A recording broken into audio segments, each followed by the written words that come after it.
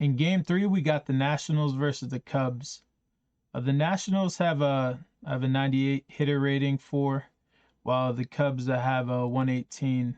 So the Cubs have the hitting advantage based on who they're going against. Both teams are going against right-handed pitchers. So the Nationals are going against Keegan Thompson, while the Cubs are going against Anibal Sanchez.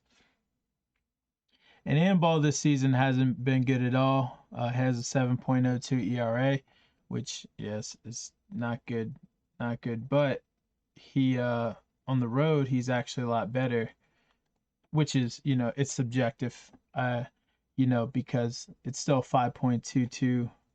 Um, or it's relative for how good he is, I guess you should say. But yeah, at home he's a lot worse.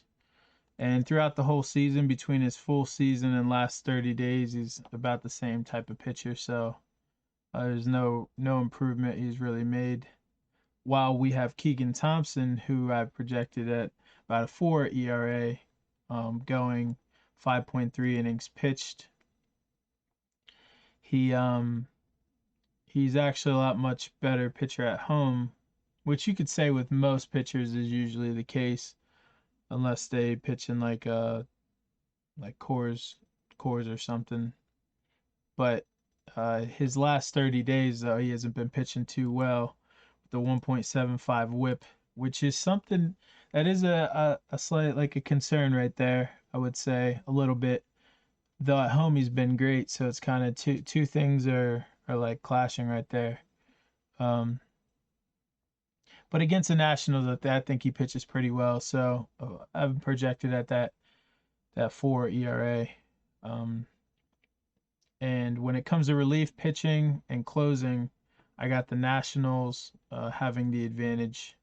The stars right here, 4 compared to a 5.54 for the Cubs. And the Nationals, it's pretty close with setup and closing. Nothing too drastic of a difference, but yeah, they do have the advantages there.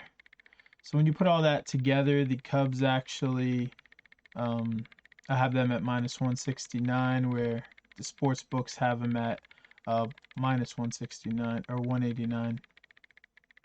Now for the Nationals, plus 169 is my line, and the sports books have plus 160. So there's no value to bet on the money lines. But when it comes to the run lines, now the Cubs minus 1.5. I have 3% value, so it's not something like I would bet. I usually would go with something 10% or more.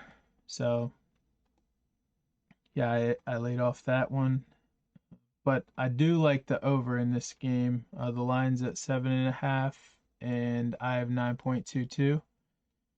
So there's a 13% value to bet on the over here.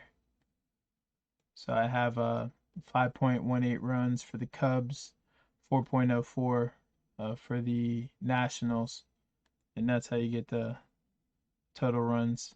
It does take into effect different like park factors and stuff like that, weather included. So yeah, I usually don't have a big drastic difference with the over under, so I do like that bet a lot. Now, when it comes to the first 5, though I didn't find value in the money line straight up full game, I have the Cubs at minus 311, where the sportsbooks have minus 205. So 13% value there to bet on the Cubs money line, first 5.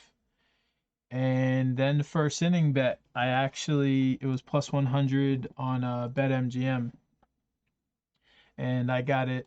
Well, my line was minus 167, so I bet the over here, 25% value. So those are the bets I'm going with. First inning over, first 5 Cubs money line, and over 7.5 runs.